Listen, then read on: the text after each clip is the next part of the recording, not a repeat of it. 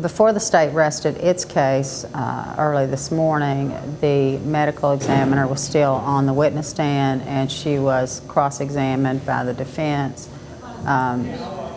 Unlike the Cobbins trial, where there was a real battle between the ME and the defense, this defense team instead sought to suggest that perhaps she had contaminated the rape kit samples in the way that she took them.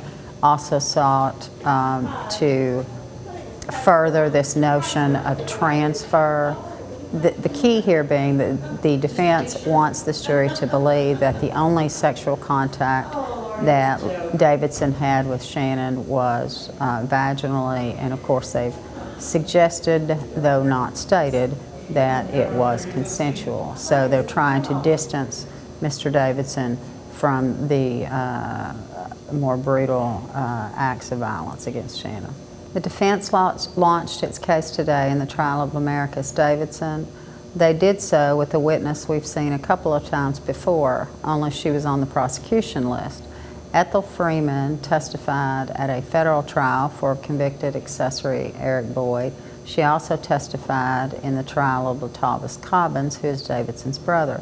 Each time she testified for the prosecution, and she was a witness who was able to put Davidson in the Washington Ridge apartment complex where the Channon Christian and Chris Newsom were believed to have been kidnapped. She repeated that story under cross-examination, but she added a new twist for the defense. Let me direct your attention, if I may, to Saturday night, January 6, 2007, and specifically to the Exxon station at the corner of Magnolia and Cherry. Let me ask you if you saw Channon Christian and Chris Newsom there. Yes.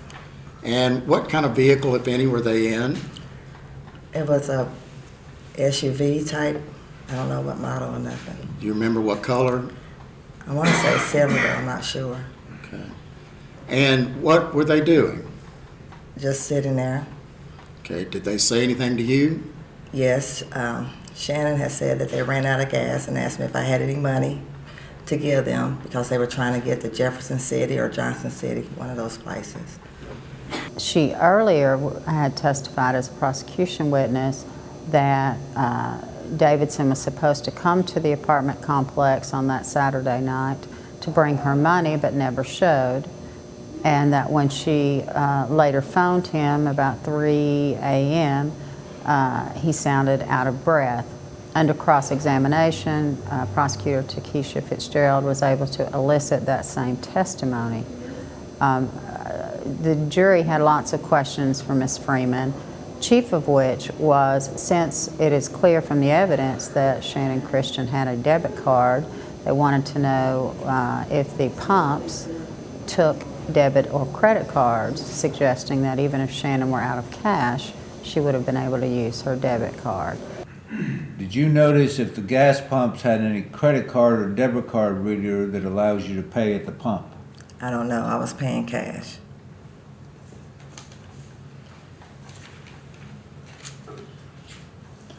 If you didn't have money for your KEB bill,